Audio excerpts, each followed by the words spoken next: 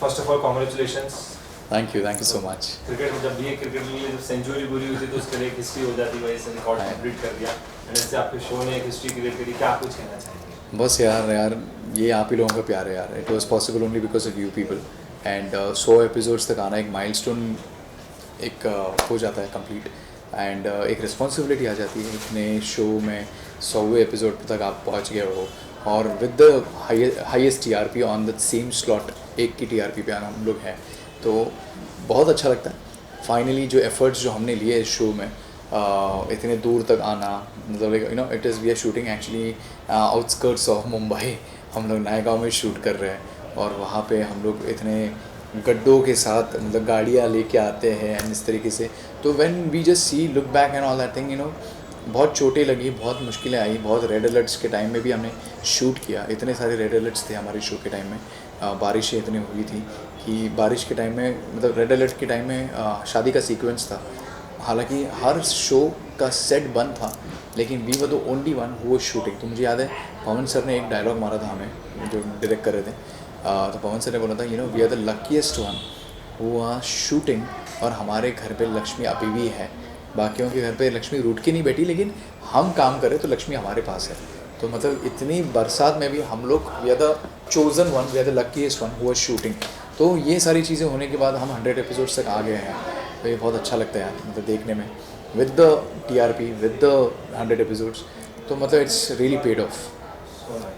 मैं अगर डे 1 को देखूँ और अभी 100 को देखूँ तो क्या डिफरेंस आपके कैरेक्टर में आपने सेल्फ चेंज किया है? मैंने बहुत सारी चेंजेस निकाले थे क्योंकि मुझे विक्रम को थोड़ा समझने में ज़रा बहुत दिक्कतें आई। क्योंकि पहले तो मुझे ऐसा कहा गया था कि ये किरदार ही is a Mohnish Behl from Hum Saath Saath Hain, but इसके साथ साथ at the same time when he is with his wife, because मेरी बीवी जो है वो बहुत चालाक रहती है, चालाक लोमड़ी रहती है वो।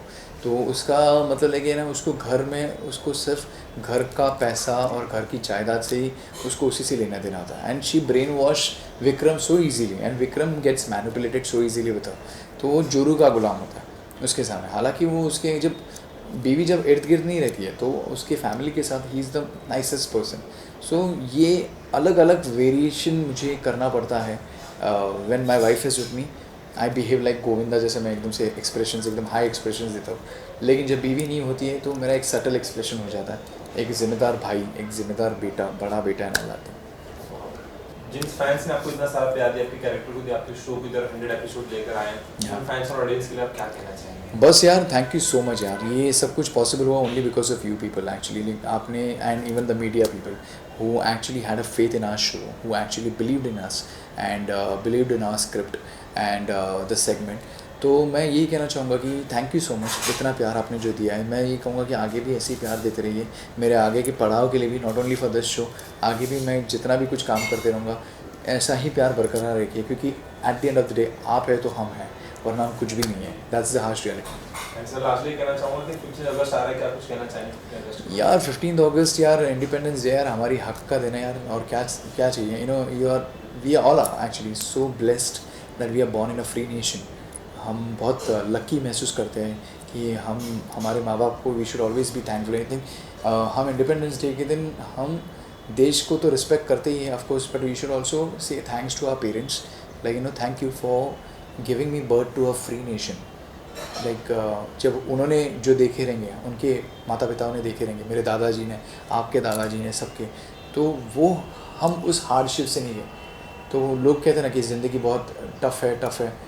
टफ़ क्या थी जब हमारे पास इंडिपेंडेंस नहीं था।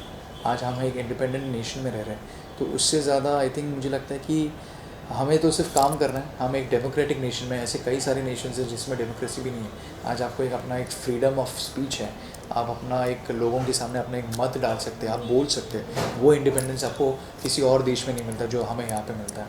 बहुत सारे देशों में बहुत सारे रिस्ट्रिक्शंस हैं, लेकिन हमारे देश में इतने सारे रिस्ट्रिक्शंस भी नहीं हैं। So I think wherever you go, wherever nation, whichever nation you goes to, तो आपको वहाँ पे कुछ ना कुछ तो खामियाँ मिलेगी। लेकिन यार at the end of the day wherever you are born, the roots wherever you belong to, I think वो देश ही अपना देश होता है यार। Thank you so much. Thank you so much. Thank you so much.